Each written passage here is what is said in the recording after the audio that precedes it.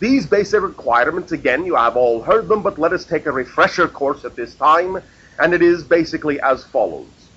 It really is, in your terms, quite a moot point to discuss any specificity about the idea of how to cure this, how to get rid of that, how to clear this and that up, unless and until each and every one is fully utilizing these simple principles in their life. And number one would simply be this: oxygen.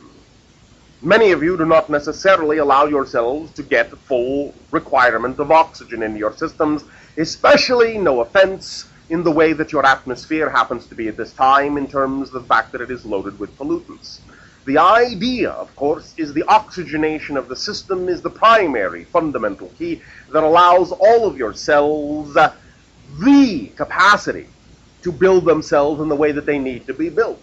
Oxygenation of the system is the fundamental element to begin with, and can to some degree be enhanced to the best of your ability by making at least an attempt to find some relatively clean environment, and or at least oxygenation of the system through the idea of deep breathing exercises, some kind of yogic practice, or at least some kind of restful meditation wherein there are deep, regular breaths, or at least the idea of relaxation, so that you are not, in that sense, panic breathing, which is short breaths, do not allow the idea for oxygenation of the system to fully occur.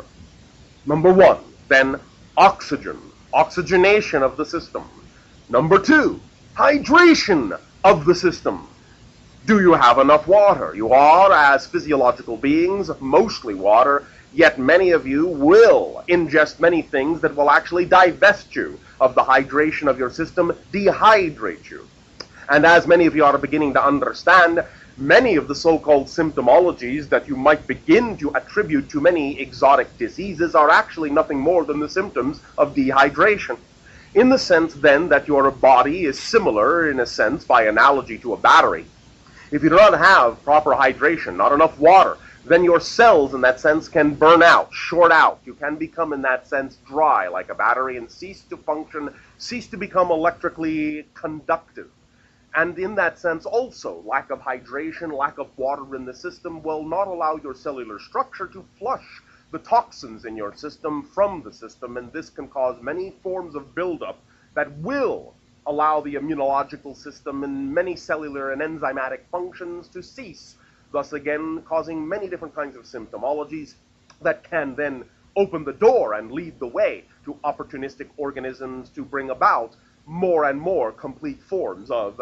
disease. So, the second idea is hydration of the system. Each and every one of you must find that it will be generally acceptable to have between 1 and 2 quarts of water a day. Otherwise, you will find you may not really readily have enough. Now, of course, every single individual is different, but you must understand something very important. When you are actually thirsty, that is your body's final signal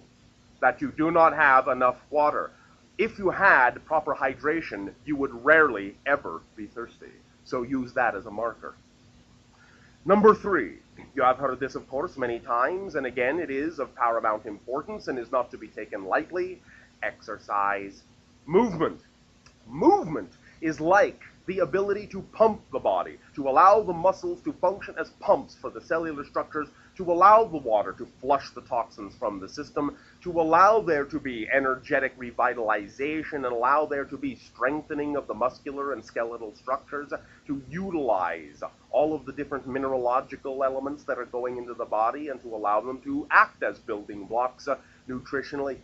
Exercise and movement also, in that sense, will be representative of being active, of being energetic, of flowing energy through you rather than allowing it to sit around and build up and convert itself into mass. In that sense, what you would call waiting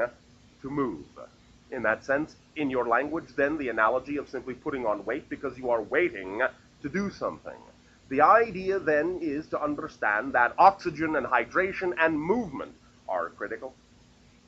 Also, then, very important, number 4, the reduction of stress in the system. Again, many of the so-called symptoms that many of you attribute to the beginnings of disease are simply nothing more than the side effects of undue stress in your lives.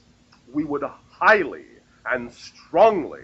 recommend that you find any way, shape, and form to reduce the stress in your lives, and if that means letting go of those things such as work situations and so forth that you know in your heart of hearts do not serve you, I would recommend that you do so. Or at least use your imagination to find a way to convert that situation into something more exciting, more enjoyable, more relaxing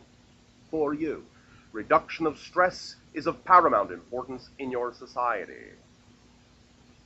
Number 5, the actual attempt at elimination of whatever toxins may already be in the system, removal of the toxins from the environment you are in, removal of the toxins, cleansing of the system for the buildup of toxins that may already be in the body is also of critical importance, and there are many different kinds of cleansing rituals that one can take advantage of to allow the system of the body to be cleansed out from the buildup that may have occurred over time, and to allow yourself to remove from the body many different kinds of heavy metal poisonings, and to allow yourself to pay attention to what it is you put in your body in terms of the pesticides and the heavy metal toxicity that may exist side by side with many of your foodstuffs. So removal of the toxins from the system is also of paramount importance. Number 6, the idea also of lightening up your diet in many ways, especially in that in your society you have many different kinds of hormone imbalances and toxic substances that have been injected and added to many of your foodstuff. Lightening up your diet will at the very least assist your body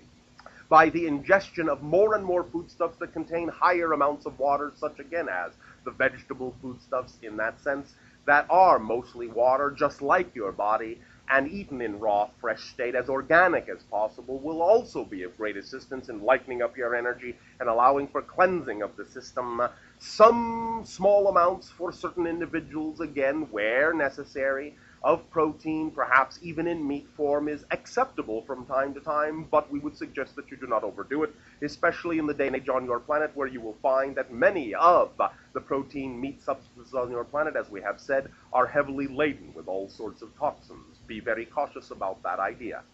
And also understand that as you do accelerate your energy, as you do accelerate your systems, it will be less often that you will need such support, and you will find yourself being highly energized by less and less and less. And the more natural your food is, in that sense, the more capable it is of giving you, of delivering the nutrients that you need and energizing the system so that you actually need less food.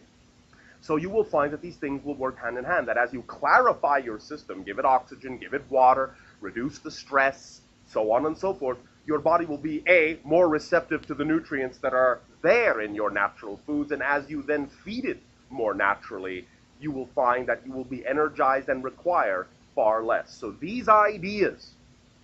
are simply the foundation of health, and if you will allow yourself to recognize that these are very simple things that can be added to your life, you will understand that in, shall we just say, for analogy's sake, 99.99999999999% of the cases, these 6 ideas alone will eliminate almost any chance you will ever have of contracting any kind of disease in your life at all. So when you talk about the idea of how do we cure cancers, how do we cure AIDS, how do we cure this, how do we cure that, that's how you do it. By changing the lifestyle in that way and making sure your body has the foundational things it needs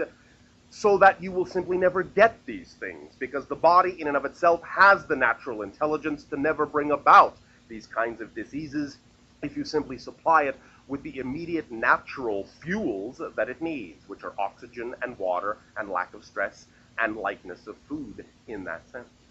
Plain and simple, that's really all it will take for most of the things and most of the ailments you find that exist upon your planet.